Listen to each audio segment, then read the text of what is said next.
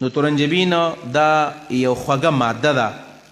زمونږ په د علاقو کې پخوا به کېدل، بعضې علما به دا معنا کوله خو یقین سره یې خو نه شو ویلی، دا خونان نه خونان، دا ګیشې خونه چې په کوم ځای کې دا چې کله سړی ساري لاړ شي سپین سپین پې د پاسه پرده یې موږ ورته د سپوږمۍ غول ویلو، ویلاره شپې سپوږمۍ غول کوي. دقې ته تورنجبین ډېر زیات خوږ شی دا دوایي ده، نو دا تورنجبین دی.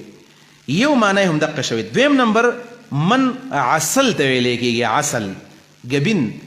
بس مچۍ سمې ډېرې شولې او په هر ځای کې به ګبینو، بس ګبینان ډېر زیات شو. نو ګبین څومره قیمتي دی؟ په زرګونو باندې کیلو دی.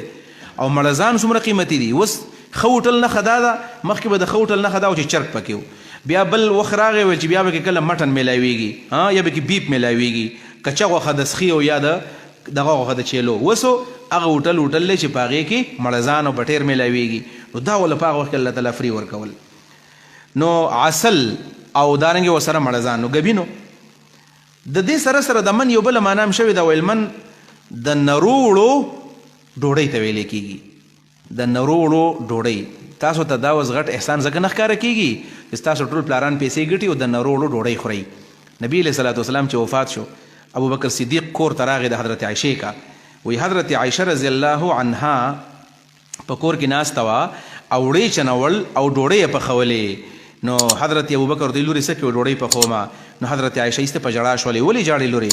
ورته وی ما ته نبي علیه السلام رایاد شو، رسول الله صلی الله علیه وسلم د دنیا نه تللی دی او چېرته هم د چڼشو وړو ډوډۍ نه وخوړلې.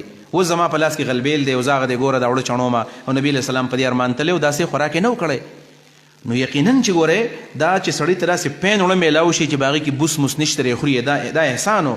نو دا الخبز هغه ډوډۍ وه چې د نرو وړو او د میده وړو وه. نو د میده وړو د غنمو ډوډۍ پخوا خو اخیستر ته پته ده که نه، ویل پخوا به چې هغه چا د غنمو ډوډۍ پخوله چې د چا په کور کې به څه مړی وشو، نور به خلکو دا جوار وربشې خوړلې.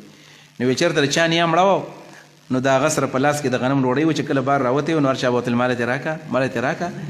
نو نه ورکولی، یو کس ویلی زه الله به زما نیا مړه کي ګورو، به زه ورته بیا درکوم. نو ګوره دا ده چې د غنمو ډوډۍ خو ډېر لوی، دا خو ډېر لوی نعمت د الله تعالی و. نو د من نه مراد دا نری ډوډۍ وه. والسلوا او مړزان، سلوا تویرې سومانا ورته وایي، تویرې سومانا مړزان دا ډېر زیات و. انزلنا موږ د اسمان نه نازل کړو. په اسمان کې من سلوا څه کول؟ یو خدا چې الله ته څه ګرانه خو نه ده که نه. الله تعالی په اسمان کې مخلوق ساتي، په ځمکه کې فرشتې ساتلی شي، نو ولې مړزان نشي ساتلی؟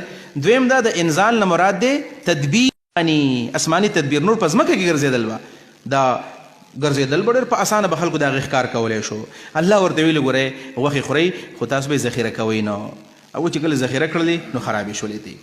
کلو من طیبات ما رزقناکم، خورئ من طیبات ما پاک هغه رزقناکم چې موږ تاسو درکړي دي. وایي حلال او طیب کې لږ فرق دی. حلال خو هغې ته و چې شریعت ورته حلال ویلي، طیب هغې ته وایي چې دا داسې پاکي داسې پاک چې عقل هم ورته پاک وي او نقل هم ورته پاک وي، عقلي طور باندې هم پاکي او نقلي هم پاکي. او حلال صرف هغې ته و چې دا نقلن او شریعت ورته پاک ویلي. لکه ګوره تاسو خادمۍ پېژنئ، خادمۍ ګوره شریعت کې ورته جایز ویلی شوي. د نبي علیه صلات وسلام ورته مکروه ویلی، خوړلې نه، خو حرام هم نه وي. نو دا حلال دي خو طیب نه دي ځکه عقل یې نه مني. او شهد طیب هم دي او حلال هم دي ځکه عقل هم خوښوي نقل هم خوښوي. دا معنا شو. دویم د طیب معنا دا ده چې دا د حرمت او د نجاست د دواړو شبهاتو نه پاکي، نه پکې د حرمت څه دغه شته شبهه او نه پکې د نجاست بالکل پاک. نو دا بالکل پاک. کلو من طیبات ما رزقناکم، خورئ پاک هغه چې موږ درله درکړي دي. خو دې زیاتی وکړو، الله ته ویل چې لن نصبر علی طعام واحد، نو الله ته واغستل